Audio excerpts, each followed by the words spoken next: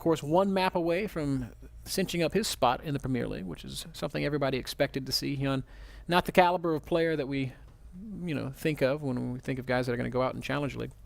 Hopping into Polar Night, we can see that Jig, the blue Zerg player, has spawned up in the northern position.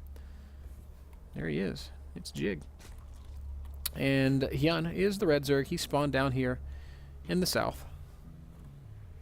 2-0 is the score, as we all know, and a lot of money on the line. $1,400 extra dollars. You already get $600 flat for making it this far. $2,000 in total for going on into Premier League, and that's $2,000 plus, Ben.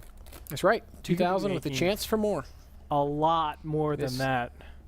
It's not. This is not a winner takes all $100,000 competition. This is get more cash at every stage of the tourney. Mo money. Hyun this time is going to be going for the early pool. I like it, changing it up ever so slightly. And this makes a lot of sense, especially with Jig going hatchery first last game.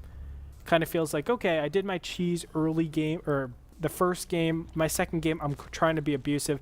Third game, we'll see if he tries to be abusive again. It would make a lot of sense to go 15 hatch if you are Jig. And the anticipation from Hyun seems very reasonable. Also getting a gas. This is a 10-10. Most likely going, or excuse me, a 10-10-10. Most likely going to be a Baneling all-in. Yeah, the options off of this are basically Speedling all-in or Baneling all-in, which is Slowlings with Banelings. I think, better. I think the Baneling all-in is probably a little stronger. Yeah, me too. But I think the Speedling all-in has a bit of a wider range of effectiveness. But against the hatch first, the Baneling all-in is pretty much the hardest counter that you can hope for. So this is going to be very difficult for Jig to defend. If, in fact, it is Banelings, which is almost certainly is. There's the yes, Baneling it nest. is. And you can defend against it. I've talked to a lot of Zergs about this, but almost all Zergs say, yes, it's very defendable. You can defend it. You shouldn't die, but you're behind still.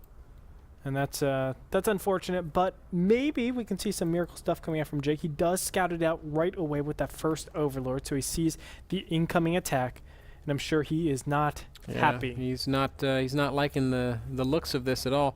The reason this is so difficult is when you have early pool against hatch first, the way you really defend it is by making as many drones as you can, because drones actually fight pretty well against lings.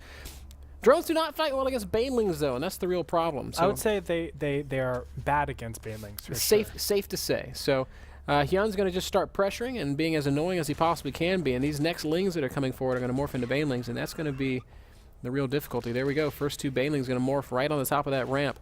And how are you going to deal with this Jig? He needs some expert micro when it comes down to it. Right, he needs to be able to split and at the same time deal with the Zerglings. That's really difficult. Two Banelings are finished. Oh, that's good splitting so far. That's not bad. That is, I mean, it could be worse. About as good as it could get. Oh man, Baneling detonates right at the last second. And unfortunately, there are no lings left.